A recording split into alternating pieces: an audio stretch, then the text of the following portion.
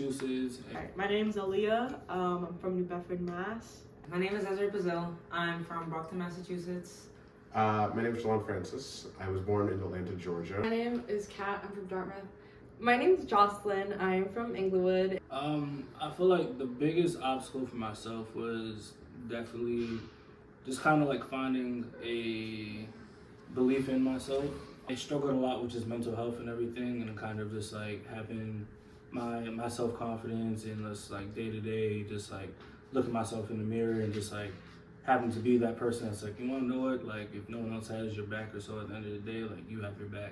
I was kind of searching for, you know, validation from, like external validation from like others around me and everything.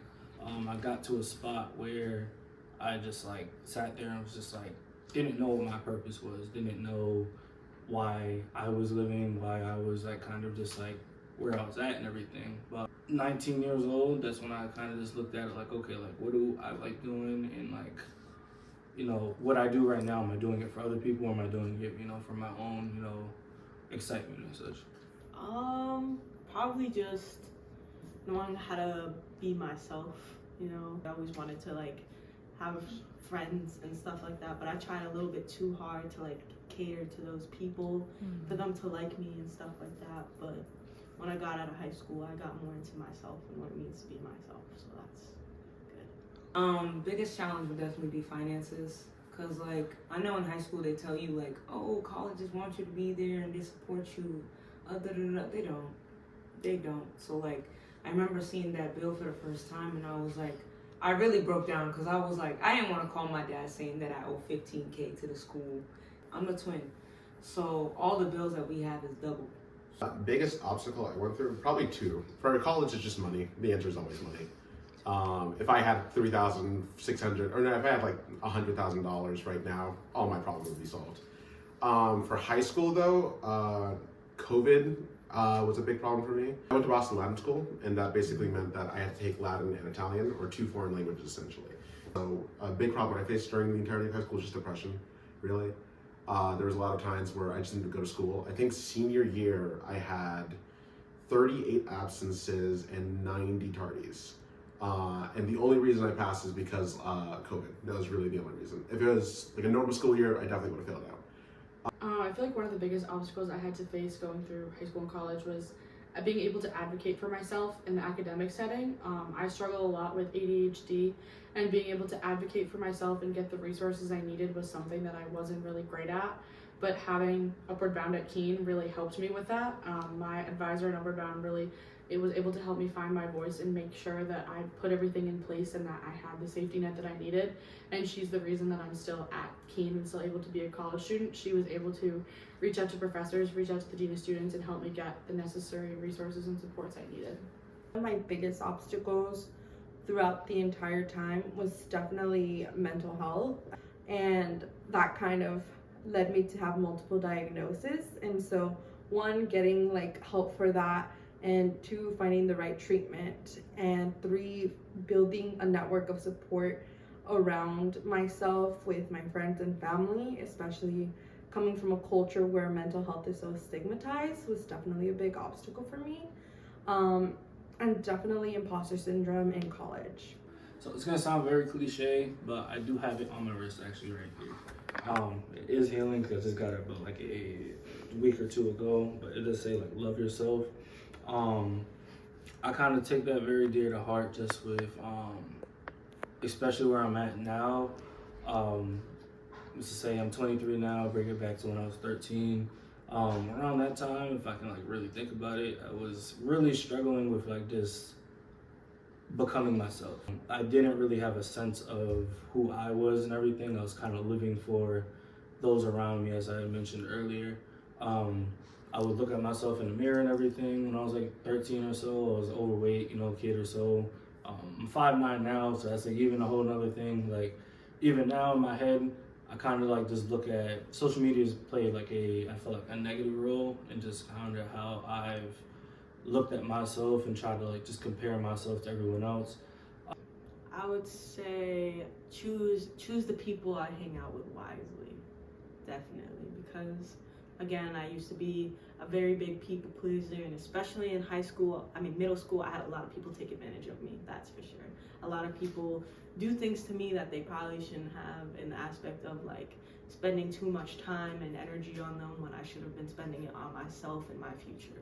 So definitely that. 10? I don't know. Maybe like live in the moment, you know? Don't be such in a rush to be 16 or 18 or whatever, because it's gonna come back and it's gonna like, you're gonna see all the stuff that you wish you didn't have to worry about. Like now you have to worry about it and you're just like, damn, I wish I was carefree. But yeah, don't be in a rush to like grow up, because I know me, I was quick. I gained my independence like that. So I just wanted to move on. I wanted to be by myself and not dependent on anybody. But yeah. Invest in Bitcoin. But besides that, 10 years ago I would have been, 11? I think 11-year-old me was pretty fine. Back then I didn't have any problem with school. Classes were very easy. But I did have one teacher that said like my main struggle. She said to me before I went to Boston Latin School, she said, "Jalon, you are one of the smartest and brightest students I've ever met.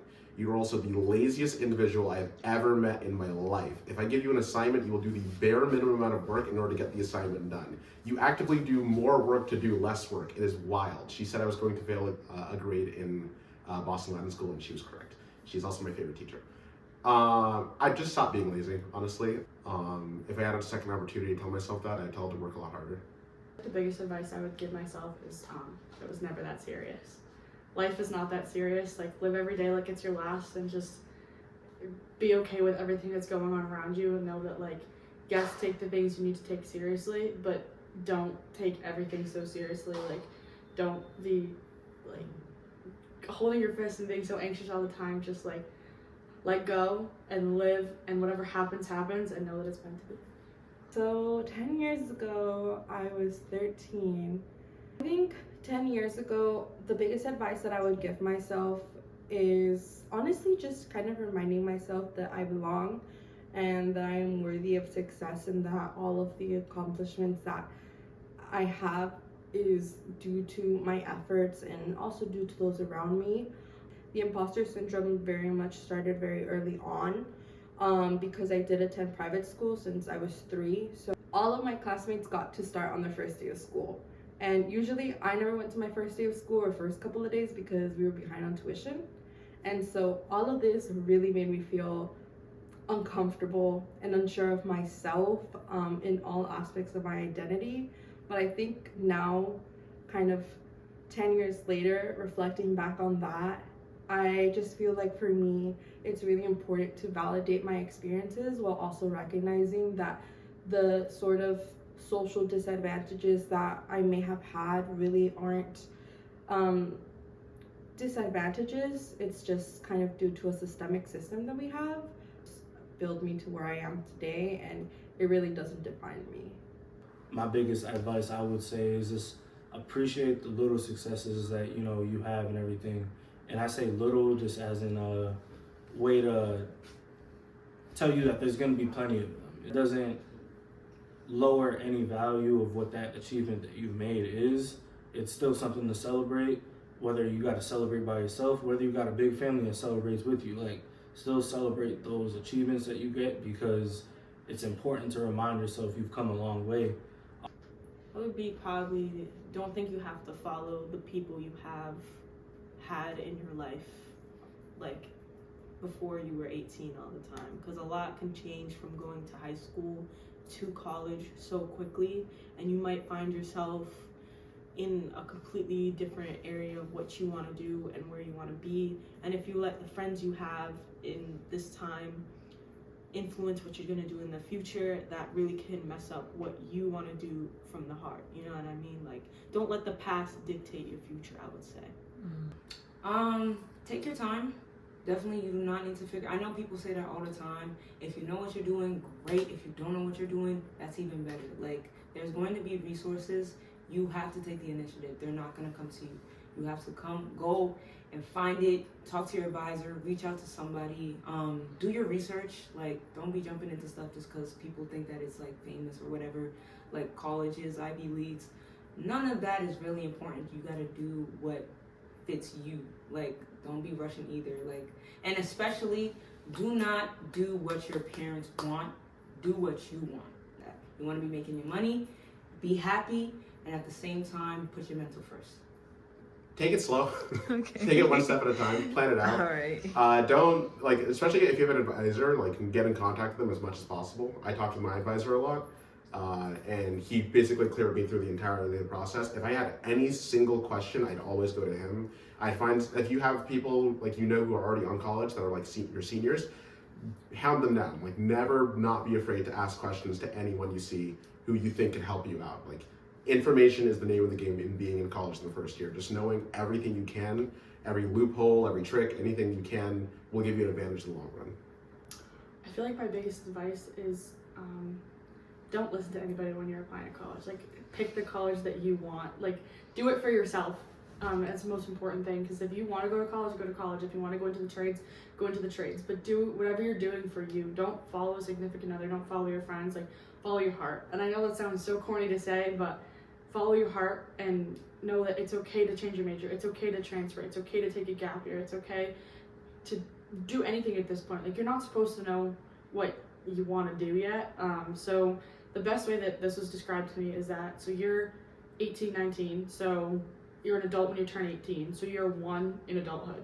So you're a toddler in adulthood. Toddlers don't know what they're doing, so why do we hold ourselves to such high standards as young adults? We're called young adults for a reason. We're supposed to be able to take this time and explore, so just really take these 18, 19, 20 years and just explore while you're young. Travel, live, have fun, and do what you want to do.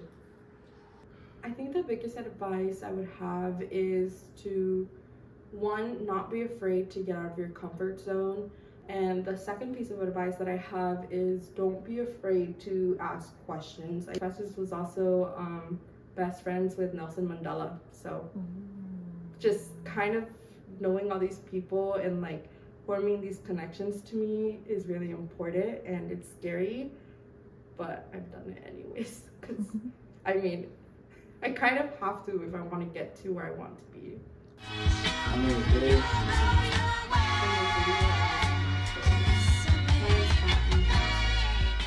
My name is Sean Francis, and this is my story. And you're watching Disney Channel.